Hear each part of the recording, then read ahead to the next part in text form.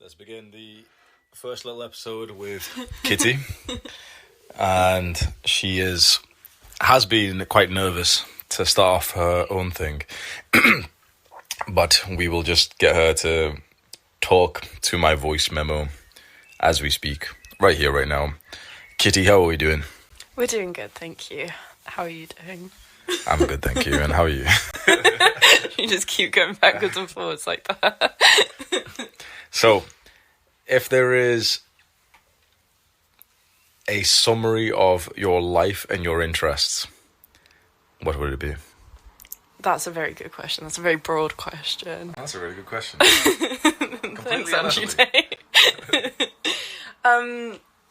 I would say a summary of my life and my interests, I think, at the moment is definitely very based on creativity and love and a lot of like feminine actions and feminine practices. Those are definitely the things that are making me happiest and that I'm most interested in at the moment. What are the feminine practices and actions you said?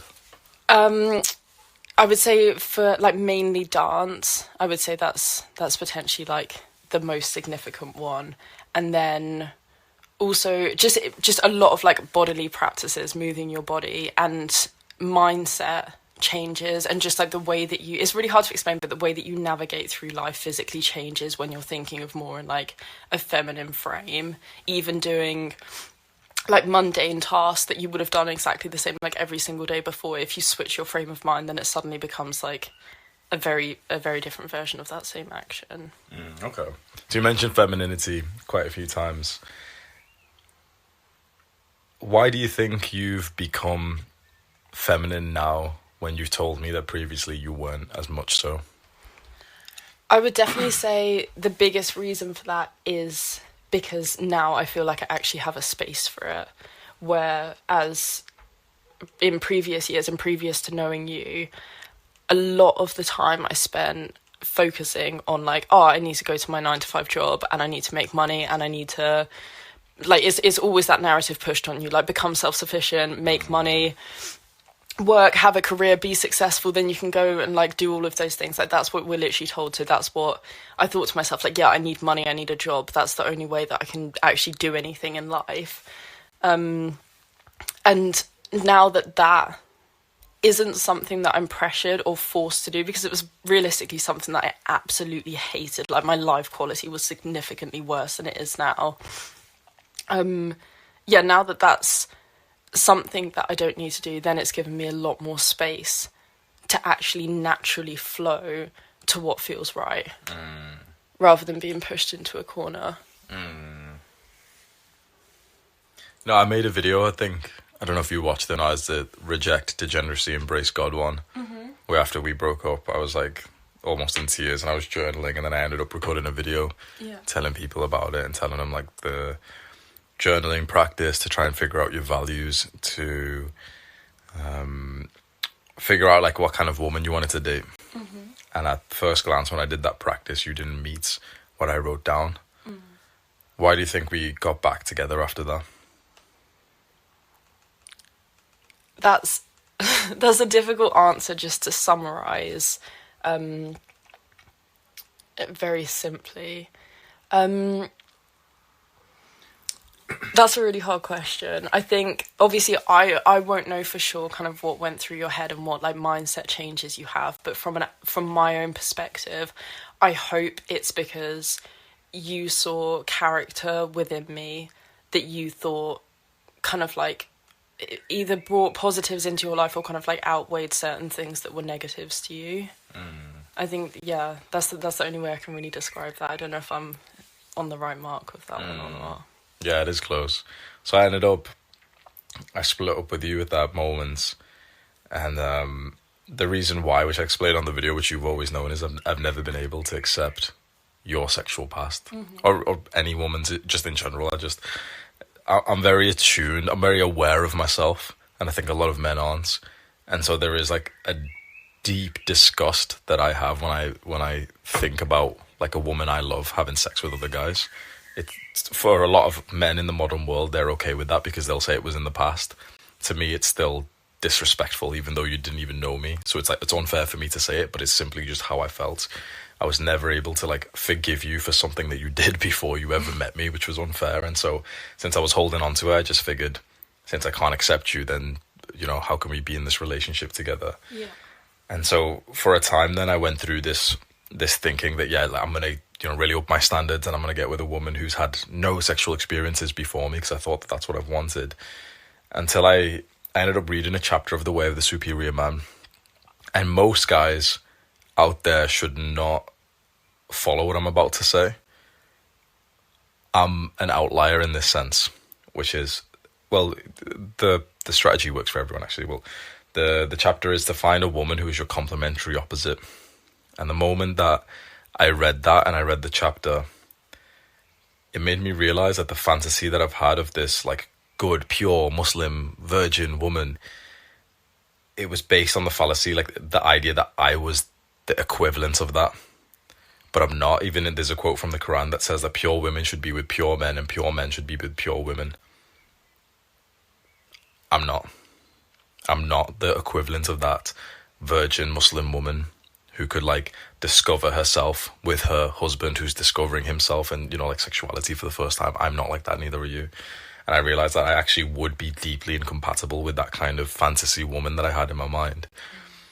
And I just kind of saw what a relationship like that would be, where I would probably steamroll over her. And I see a lot of similarity, but it's exactly the situation that I think my parents are in, where it's this quite like adventurous, powerful man with a woman who is that stereotypical, like just pure Muslim, religious, traditional. And there is certainly a lot of incompatibilities there. And so when I realized in a way that like grossed me out, but it is the truth, that like actually, because of the fact of that I've been a degenerate, I'm actually, like, it's common sense, but I'm a way more compatible with a woman who's been a degenerate as well.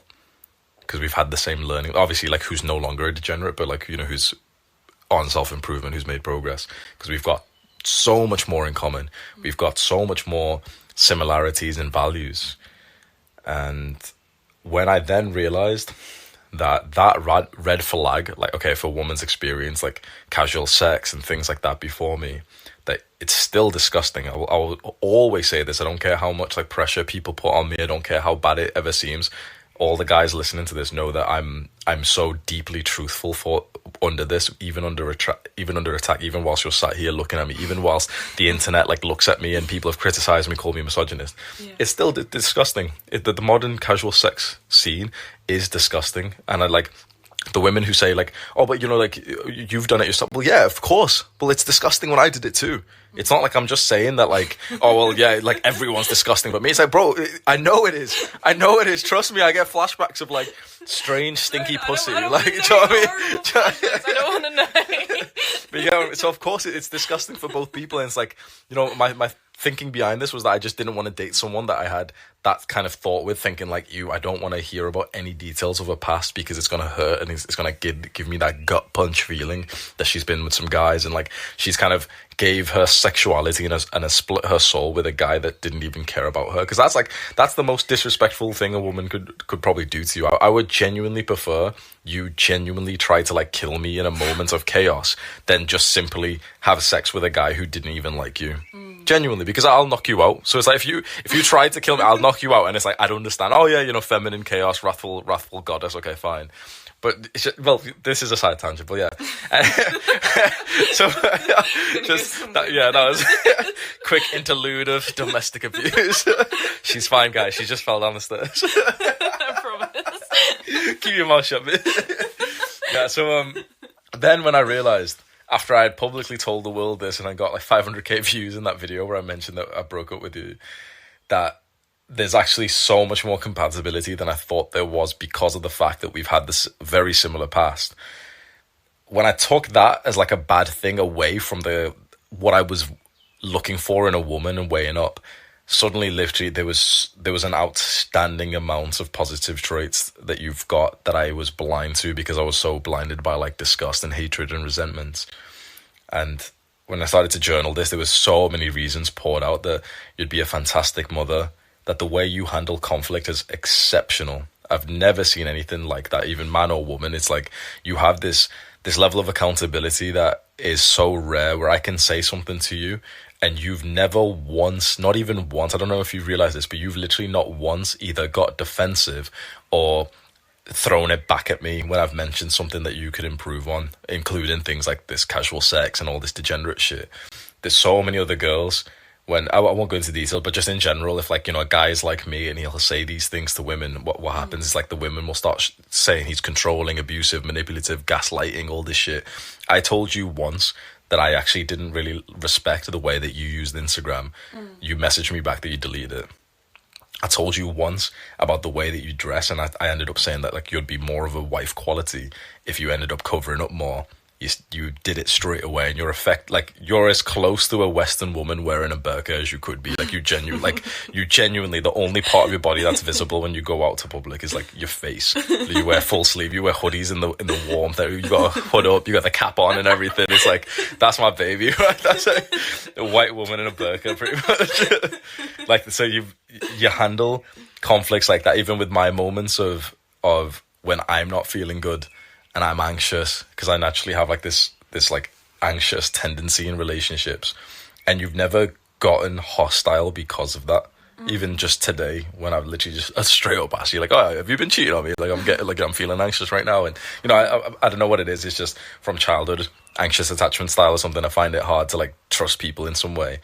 And you could have thrown that back on me. You could have shouted at me. You could have said like, oh, well, I'm not doing anything. Why are you like asking me these questions?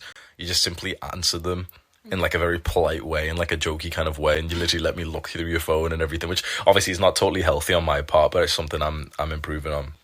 So when I was thinking about all your positive traits, now under the light that like we're actually compatible because of our past and not incompatible because of that, there was so much good that I was seeing. Like, you will be a fantastic, phenomenal mother. You are incredibly based. You are super, super healthy, which is deeply important. You obsess over health the same level that I do, which other people think is weird, and they think that it's too far. But we only want the best for ourselves and for our children. And as soon as I started thinking like this, that's when I realized that you are a woman that I could invest in. That you are genuinely a woman that I'd be extremely happy and proud to have children with. What do you think about that, baby? I think that is potentially the loveliest thing that I've ever heard as a starter. And I wanted to make a point about when you were saying how I take, I wouldn't even call it criticism, just whenever you bring up like sensitive matters. And I just want to say like that is also a very strong positive on your behalf. Like the fact that you're never scared of telling me exactly what you think and exactly how you feel. And a lot of the times, like when you told me about Instagram, that's benefited my life so much. Like I cannot believe I even lived in a world where I had an Instagram account and used Instagram and would watch pointless videos, and like that feels so alien to me. And the positives have just been absolutely insane. And that's all because you have the ability to literally just, if something's on your mind, you're not the type of person to kind of like push that away, and you'll say exactly how you feel. And that's something that I really do respect about you. And I think with the other points that you make, it just, hearing you say that, like, it makes me think about all of the things that I appreciate about you so much. I think the attitude that we have to life, like, we have been so fortunate that we've been able to find this in somebody else, because like it's like, I feel like I don't know, I wouldn't say it's like not normal, but sometimes we do both just take things to like quite an extreme level in terms of how we want to be living our lives, and not settling for like average, and not settling for mediocrity. And I think that is one of the hugest things that makes you such an irreplaceable person in my life, because your mindset. She was mid-sentence, I just fed her a little bit of cheesecake. I'm talking about health. Yeah, shut up for my health, honestly. 15 grams of sugar in your mouth right now. We're eating a nice cheesecake that she made for me as well. Which is like, this is the stuff that I used to hear about. So, like I was, very frequent on the red pill. You understand that. And for anyone who doesn't know about your traits, we've mentioned you on like previous videos a few times. She was in Hustlers University. She was watched every tape podcast with me and stuff. It's like we genuinely like rushed to the laptop when there was a new tape podcast. Yeah. And right here, right now, we're sat in my room eating a cheesecake that she made for me, that she brought over on the 4-hour drive to come see me, which she does every single weekend. 4-hour here, 4-hour back, which for people in America is kind of normal. But if anyone's in the UK, imagine this. Your girl drives 4 hours to come see you every weekend and then drives 4 hours back at first thing in the morning. And every single time she comes over, she brings you something like a cheesecake she's made.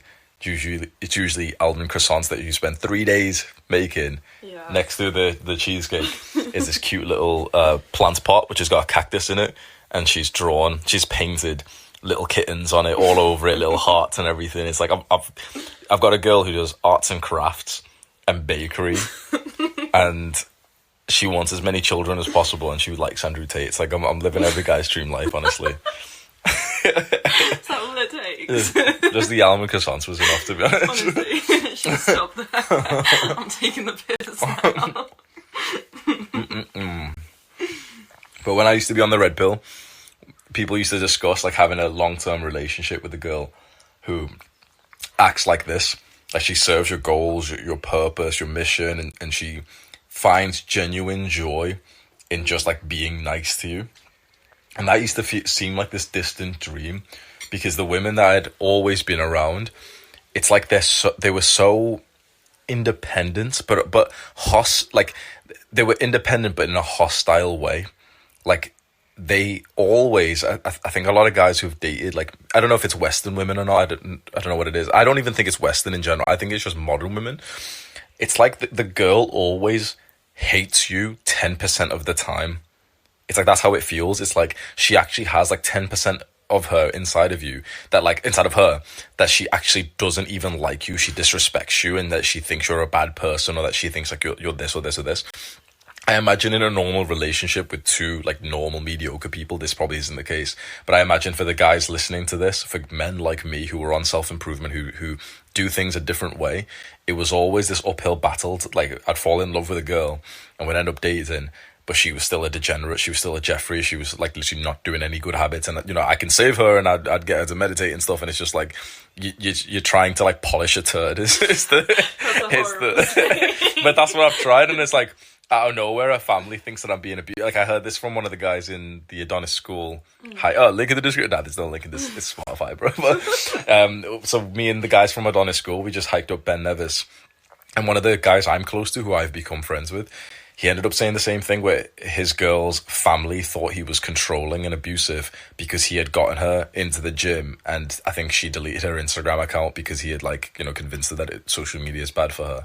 And like she had done something which was probably one of the best things she could do for her mental health, and her family and social circle convinced her that it was like manipulative what he did, what he convinced her to do, which is exactly the situations that I've had, which a bunch of guys have asked me for advice and stuff. And yeah, it's just, I think the modern relationships, especially with men like us, who are doing things in a different way, and even for the women as well, the women who are based, because the thing is, even for normal people, their relationships are all messed up, but they're messed up for the exact reasons that we're trying to fix. And yet, if you try to help those kinds of women, if you try and stop them from poisoning themselves, they'll think that you're abusive. Those women are slow, like they're drip feeding themselves poison with Instagram, with porn, with bad friends, with junk food and alcohol and like fucking wokeness and all this stuff.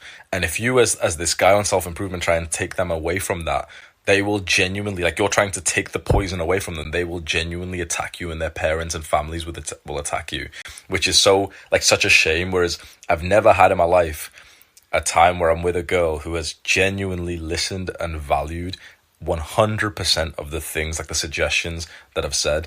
And you've done that now by deleting your Instagram. You got a new phone number. There's like, I've looked at your phone, it's like there's 6 people in your contact list. This there's 6 people in your contact list. You don't have any social media. No one can find you online. People don't even know your name online. Like, I've still never even said your real name on the internet. And when I do talk about you in person, obviously I've said your name to like the closer guys I'm closer to inside of Adonis School. And yeah, but apart from that, you're like this hidden figure that people have only seen a few clips of here and there.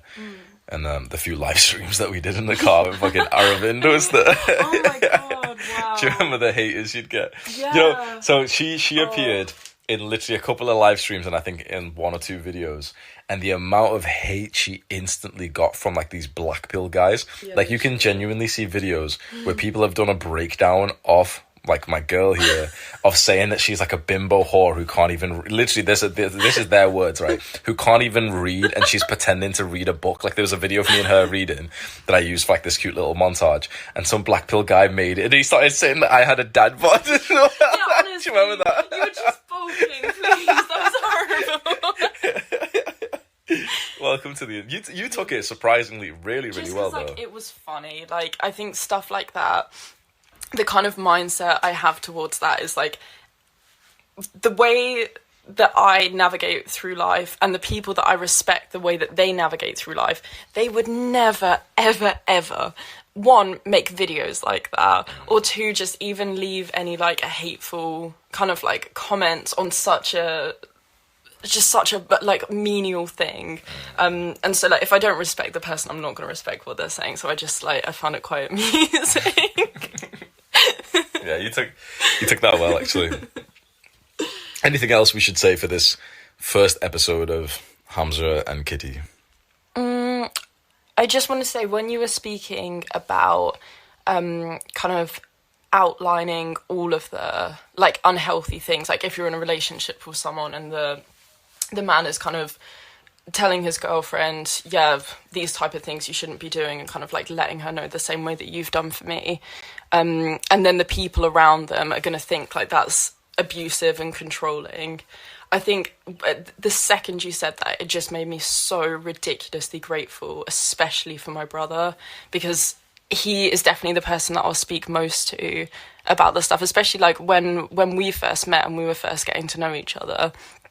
And because me and him are on, like, we share a lot of similar views and values to you, I never had that issue. I never...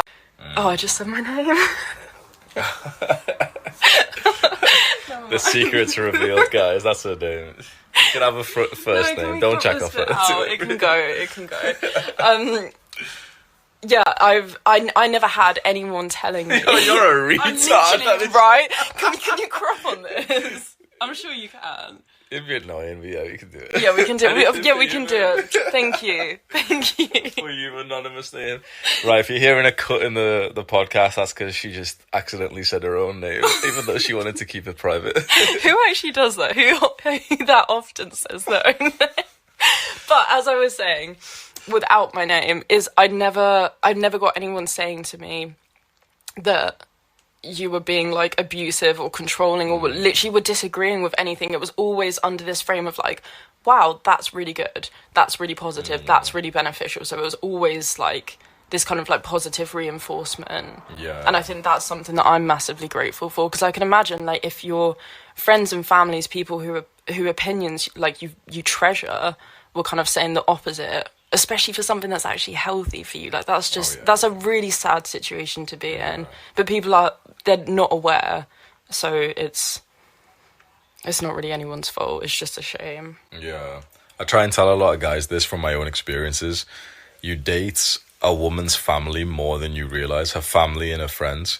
And so if she's got degenerate friends, if she's got like a fucked up, like you can have family trauma and stuff, because a lot of families have that.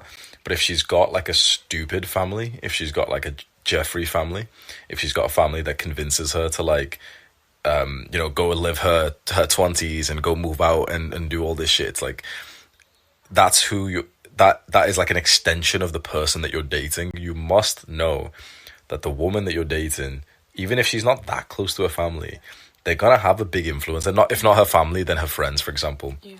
The people in her life are gonna have a big influence on her, especially if she is quite feminine And so if they've got this influence where there's literally like they're arguing with her about you, telling her that you're being abusive because you've like convinced her to start meditating, like they are brain dead. They're genuinely like, I'm getting pissed off. Like it doesn't matter now, I guess. But when I think about the families and the friends of previous women I've been with, brain dead. Absolute brain dead. Like me and Sam used to like laugh, and you know, this is, you're supposed to like, it would sound so cool, right, if I told everyone, oh well, you know, like just it's like pussy shit, like, oh well, you know, just I really hope they're doing happy in life. Like, bro, No, shut up. It's please. just like me and Sam would literally like laugh and cringe to ourselves, thinking like, bro, they fumbled the bag. You see the trajectory that like when a woman enters my life, you see the trajectory her life's going on. Not just like, you know, this superficial shit of like, oh, she's dating a guy who's somewhat successful, but just genuinely like how much love and support and guidance I was providing. And imagine like listening to imbeciles who are literally like fat and unhappy, arguing with the things that I've like instructed someone, suggested for someone to get onto. And it's the saddest shit ever, because it's, you know, I don't want to talk about details whilst you're here and you're listening, but I won't go over details. But for the guys out there who are listening, if you're dating a woman who has got this like disgusting support system around her, these like disgusting family, disgusting friends who are degenerates, family who are just like, you know, like just low lives, and they're drinking alcohol and stuff and all this shit, and like, and they think that you're weird for being on self-improvement, for being productive, working hard.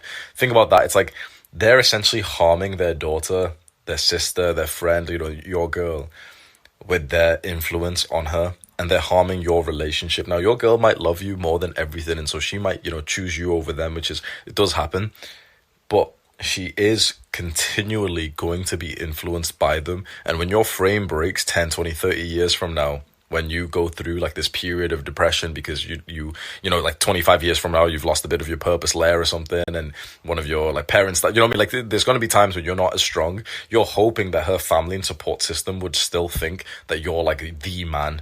You're hoping that they haven't been slowly like scratching away at her certainty that you are that guy, and that when you do eventually break down for whatever reason, which is natural to happen over the next 50 years, that they'll finally get their say, like their crowbar in to leverage her decision.